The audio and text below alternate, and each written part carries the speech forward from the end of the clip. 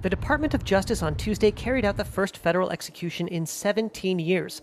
Daniel Lewis Lee died by lethal injection at a federal prison in Indiana shortly after 8 o'clock in the morning. The punishment was carried out hours after a 2 a.m. decision by the U.S. Supreme Court that it could proceed. Earlier on Monday, a federal judge issued an injunction after an appeal by Lee's attorneys over the method of execution. At issue is the federal protocol, a single drug, pentobarbital sodium, which death penalty opponents say can cause convicts to suffer flash pulmonary edema, a sensation of drowning, terror, and panic.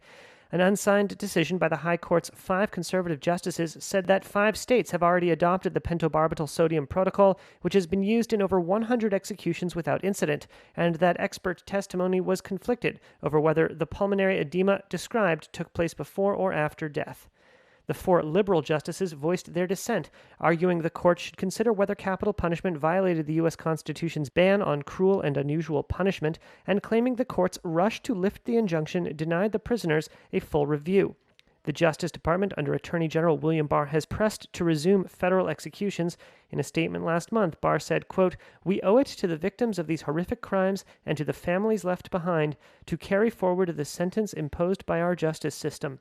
The defendant, Daniel Lewis Lee, was convicted in 1999 of murdering a father, mother, and daughter. His co-defendant, convicted of the same crimes, was sentenced to life in prison.